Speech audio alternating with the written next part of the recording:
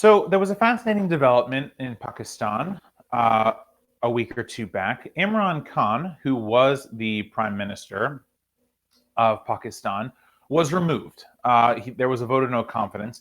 Now, mind you, at the end of the day, regardless of what you think of Imran Khan, I actually think it was appropriate for him to be removed. The actions he took were clearly a violation of Pakistan's constitution. And even if they weren't, they were clearly a violation of the principles enshrined in a government with separation of powers. So, what happened in Pakistan? So, essentially, Imran Khan has been losing popularity, and supposedly he also lost the backing of the military, who, by the way, essentially controls all power in Pakistan, even though they are not directly ruling the country any longer. Back to that in a moment.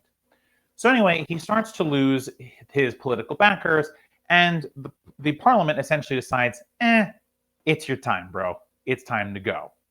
By the way, before I go on with the story, it's important to remember that in Pakistan, there's never been, I believe there's never been a prime minister who has actually served out the entirety of their 5-year term. So Pakistan is a very, very young democracy, and it is a very, very unstable democracy. Now, I think this is fine, provided that democracy continues to be the way that they go about doing this. If of course, this instability is used to fuel anti-democratic sentiment, then of course it becomes an issue. But in the meanwhile, I actually think the processes that are going on here, despite their instability, are actually a healthy part of democratic ambitions, right?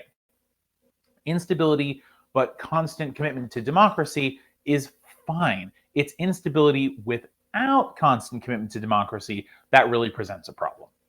So, back to our story. So, the parliament decided it was Imran Khan's time. So they proposed a no confidence motion. Now, mind you, Imran Khan has allies in the parliament. The speaker essentially got rid of the motion and called for and Imran Khan called for new elections. Okay, so this type of collusion, where Imran Khan is directing the speaker of the body that is trying to oust him to scuttle the bill that would oust him, the no confidence vote that would scuttle him, and then dissolving the parliament and calling new elections. Even if it wasn't illegal, it looked really bad. So it turns out it is illegal, and the reason we know that is because the remaining members of parliament sued Imran Khan. They took it to the Pakistani Supreme Court, and luckily the Pakistani Supreme Court was able to resolve this constitutional crisis, and indeed that's what this was, and they ruled in favor of the parliament against Imran Khan. The parliament was brought back into session. It was no longer disbanded. The speaker was removed, the deputy speaker took over, and lo and behold, the now very angry parliamentarians voted almost unanimously to get Imran Khan out of power. And so Imran Khan is out of power. However, what's interesting is that they've replaced him with a essentially dynastic figure whose name escapes me at this very moment. Shoot, why can't I think of his name? Oh my God. I literally just had it. I hate when this happens. Anyway, so the individual who is now Prime Minister of Pakistan is related to the Prime Minister of Pakistan before Imran Khan and is essentially been in a long line of political families. It's essentially a political dynasty, like you have the Clintons and the Bushes in the States, right?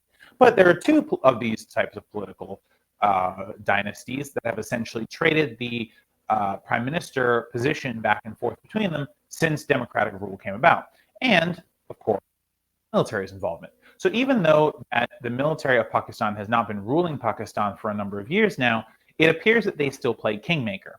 And the Pakistani military has an incredible amount of power in Pakistan politically.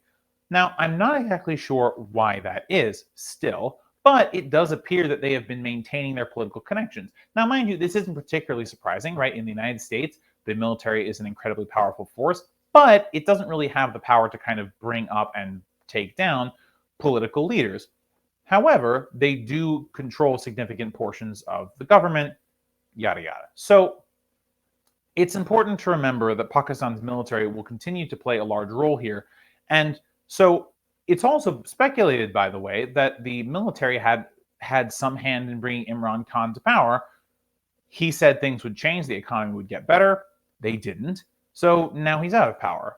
Whether you liked Imran Khan or not, I think it's an important thing for us to take away that regardless of who ends up in power in Pakistan for the foreseeable future, one of the things that I personally think they should focus on, other than all the problems that Pakistan is facing, is removing the military's influence from power. And the reason I say that is because when you have the military so close to power, the military will just, it is entirely possible the military just decides one day that it is done with democracy and that it wants to rule once again. We are seeing that happen. We saw an attempt at that in Sudan. We are seeing that happen in Myanmar. So it's not crazy to say that, hey, it's entirely possible, especially because the military was ruling Pakistan before. Hey, the military has kind of always been involved in politics. What if they decide that they just don't like democracy any longer and decide to rule again? Who would stop them? And the answer is probably no one. People are still alive who remember military rule in Pakistan, and it's entirely possible that if the military took power tomorrow, there really wouldn't be much by ways of actual institutional strength to stop them from doing so.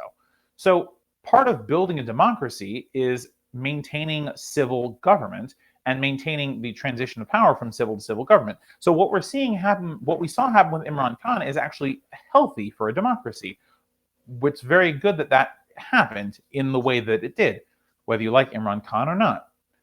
But if it's true that the backing of the military was the primary driver between points A and B, then actually the exercise that we saw is not necessarily a good one for democracy, because it demonstrates that the military still has the ability to call the shots, even if they're not doing it directly.